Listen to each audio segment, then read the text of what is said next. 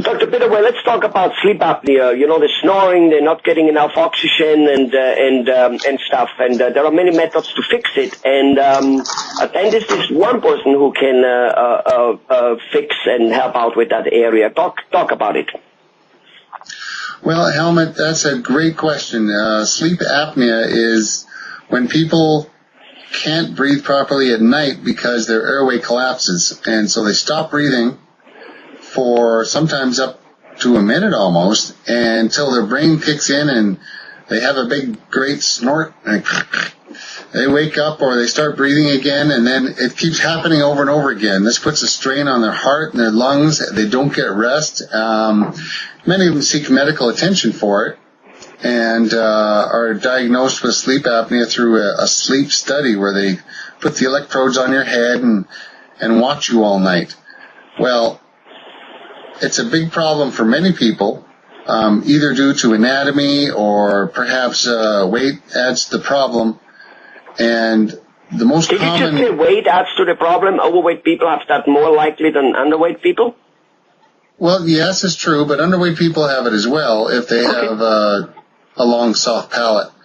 One of the most commonly used treatments is called a CPAP, which is a continuous positive pressure airway, where they put a big mask and an oxygen hose and you strap it on your head like a gas mask and try to sleep with this thing, pumping air into your face.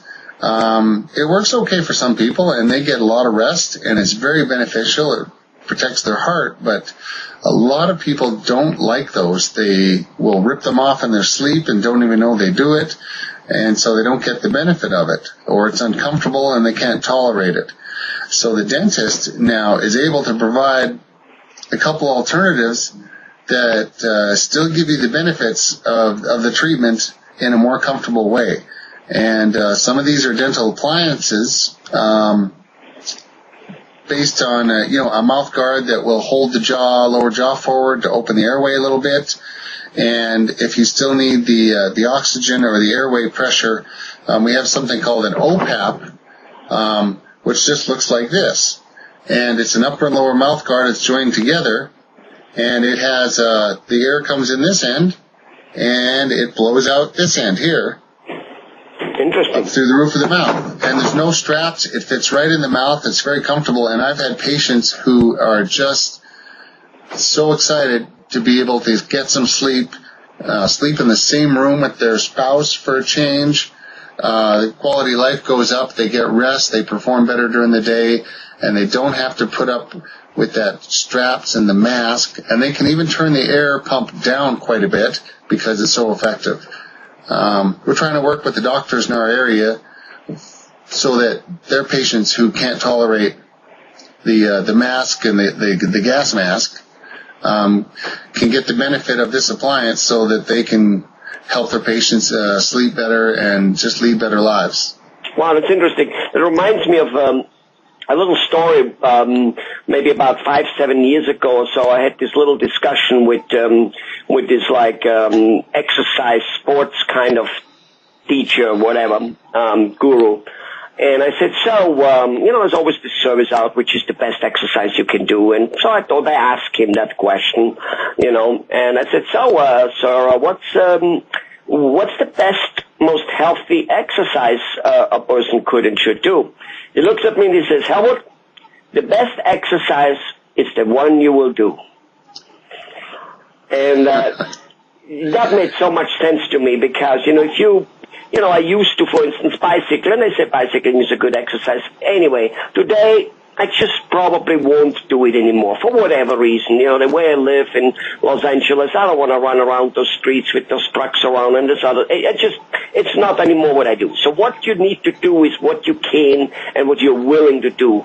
And I have heard, and tell me, whether that's, true, that yes, the oxygen mask is with no doubt the best, but only if you do it. So if you don't do it, right, and you get the second best, which is the appliance a dentist makes, whether it's 70% as good as the other one, but if you do it, it automatically becomes the best. Well, Helmut, you're right. Actually, the appliances, for example, this type of appliance, combined with an upper one to hold the jaw, is second best. The OPAP, in many cases, can actually be much better than the CPAP because it's more comfortable, it's more effective, and it's a thing that they will do. And so just like people ask me, what's the best kind of floss? I say, it's the kind you're going to use. Right. Right. Yeah. Yeah, absolutely. Right. Absolutely. In fact, me being in business and I deal with people literally around the world, having traveled a while and whatever it may be, I hate it when the newspaper, I don't hate it, but like I smile at it in a degrading way, when the newspapers and the television list the 10 best profession in the next 10 years. Nothing could be more bullshit than that. Because the best profession is the one you like, you have your heart in it, you love to do. I mean, you can be the lowest level gardener and make $1 million if you love it, and you will just hire 400 gardeners, high school kids, illegal aliens, who cares? You'll make lots of money if you like it. Do you understand? At the same token, you can not like certain things and have a PhD, and you'll be just miserable even if you make a little bit of money. And quite often, because of it, all shit will happen, and you usually won't make money.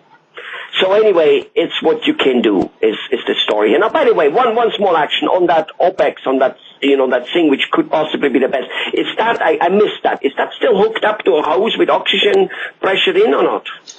Well, yes. The people who use the CPAP machine have a machine that pumps the air and forces it in and out of their lungs so that they don't stop breathing at night.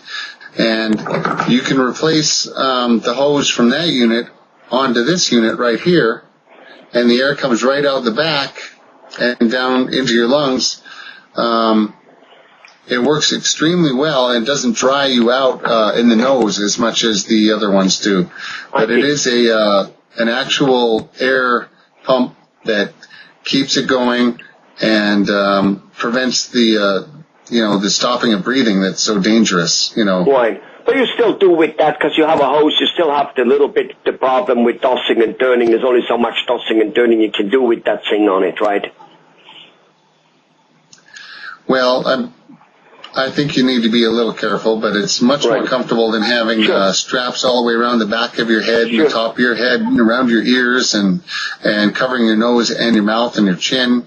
Just like wearing a mouth guard on the top and bottom teeth in a comfortable position. So most people tolerate it much better, especially if they can't get a good seal with the air from the other one or if it gives them trouble. Right. So we talked about 3 ways to a degree. The air mask, super good if you can stand it, and if the mouth guard by itself, quite good because it does the job and it's quite easy to wear. That's not a problem to wear. And then you have the hybrid in between where it's a little more difficult to wear but easier to wear than the air mask, and yet it also gives you the air. And I guess people can just, you can make them probably both of them if they want to go for the air mask and get the other one. So if they are tired of having the OPEC one, they can put at least the normal one in it, right? Yeah, well, we work with the physician to get the air tuned in just right and figure out what works best for you so they get the most benefit from the treatment, and it's very important for some people to have the treatment because they're a great risk for heart attacks, brain damage. I mean, you got to breathe, and they stop breathing in their sleep for sometimes over a minute. Yeah. Well, while there is, I think, not too much, at least measured evidence, one doesn't know that people, really did die. But let me ask you, if you have that problem that every few minutes you don't breathe as much as you want, is there a chance that you wake up more exhausted and tired than you should, that you don't get your night's sleep, and that makes you that makes your day, well, you're exhausted. And being exhausted, again, that triggers a load of other problems throughout the day. That's it. That's exactly right. People are tired. They wake up tired. They're tired all day. They try to get sleep. They actually sometimes spend more time in bed than other people trying to get their rest. But they're tired. They're tired all the time. They wake up tired, and they have no energy. They don't perform well. The other bad effects of the sleep apnea can be enlargement of the heart. It stresses your other organs. And when you get your air flowing in your night's sleep, it's a whole new person. It's a wonderful thing. I'm sure all of us had some type of outside example of that, if we didn't sleep for too long, too well, and then we finally got a good night's rest, that we felt, new.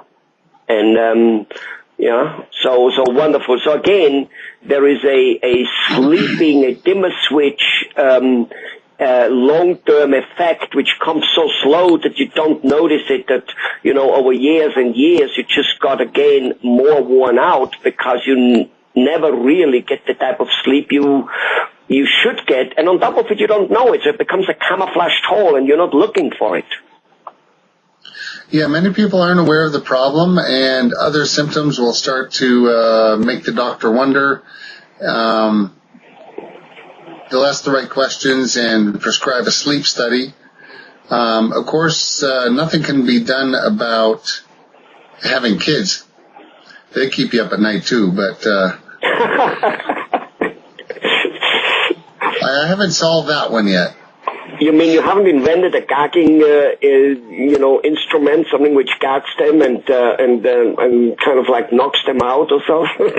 As far as I know, the best thing is a good bedtime story. Okay, well, wonderful. And you're an expert of it because I do know you have a bunch of them. How many you have? Only 6 girls in my house right now. Well, wonderful. Does that include your wife, or is that the 7th? She's number 7. She's number 7. Well, thanks a lot, Dr. Pittaway. Bye-bye.